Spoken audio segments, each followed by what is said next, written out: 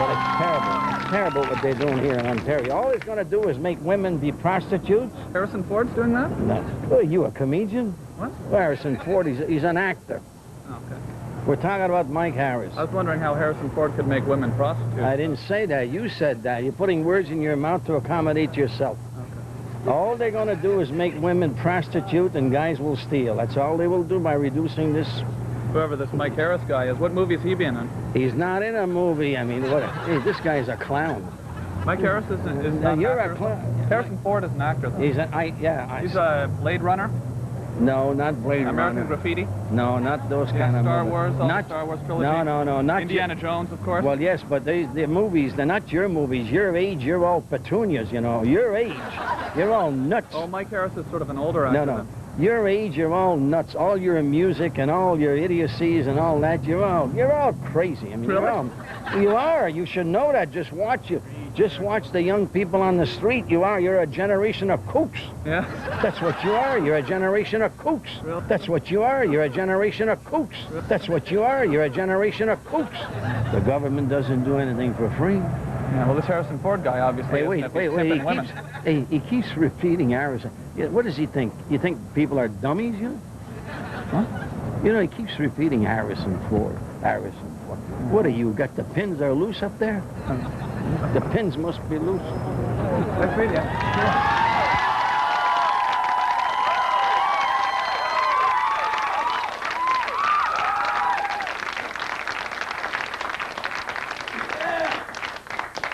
A lot of people sometimes, you know, they automatically assume. A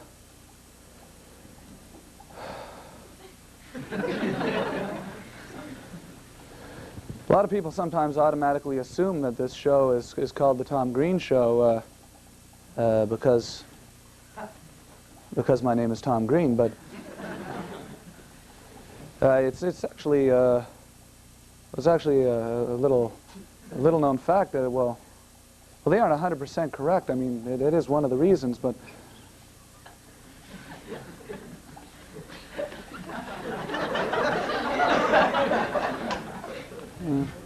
see, this show used to we used to focus a lot on pottery related issues, porcelain and pottery, and we gradually sort of got away from that, and well, once that happened, I mean, there was really no point calling it the Pottery Show anymore. Well, here's an old clip from the Pottery Show.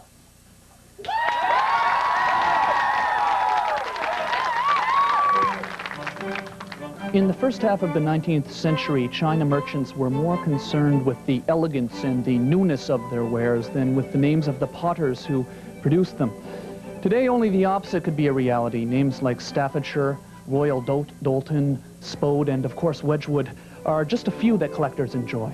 And that's why we're here today, where I'm speaking with Mavanwi Davis, and about something we all love, pottery and porcelain. Thank you for talking to me today. My pleasure. Thank you for talking to me today. My pleasure. Mavanwi, now I'd like to discuss first of all overglaze printing versus underglaze printing. Which would you feel is the better of the two printing methods? I think definitely the underglaze. Most of the companies use lithograph transfers these days. The overglaze printing tended to wear off with regular use, with the washing, and especially with the cutlery, whereas the underglaze is under the glaze, obviously. Less subjective to wear, I guess. Exactly, especially with dishwashers. Now, is it true that now in the early 1780s, for technical reasons, I believe, in the early 1780s, most of the printing process was done in blue? Was it called blue printing for technical reasons? Was that true, or? I think it was just the popular thing of the day. Everybody had to have a blue willow pattern and a variation of the blue willow pattern, and they used copper engraving, and they splashed the blue inks all over the copper plate and then smacked it on the plate. And even to this day, though, although other colors have been mastered and other color processes have been mastered, it is still called blue printing, is it not? I believe it is. I actually have this plate here that I brought. It's this Royal Doulton plate. Clearly at a time when manufacturer's name was not at the top of the advertiser's list, this Royal Doulton plate would have been sold merely upon its intricate print work and beautiful print work. Is that accurate? I believe that's correct, yes. Would you describe this print work as very intricate and very beautiful?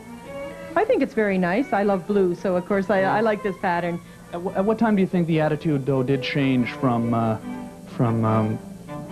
people purchasing plates solely for the looks to when they started buying plates for the name? I'm not really sure about that at all. No. I've been here. You don't know, Mabena? No, I don't know for sure. I'm sorry. I would guess it has to do with advertising, but I'm not in the advertising business. Oh.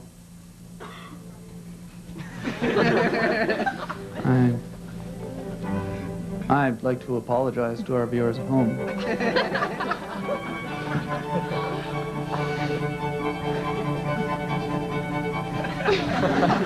See, on the Pottery Show, we try to bring you answers. And I think today we've brought you a lot of answers.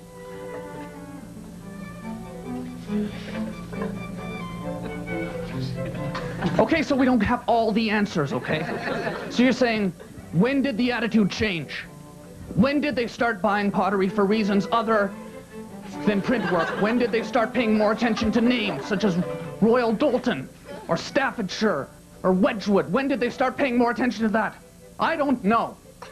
We're not in the advertising business here, okay? We're talking about pottery, okay? Miss Davis is not in the advertising business, okay, right? Right. We're talking about pottery. We don't know the answer, okay?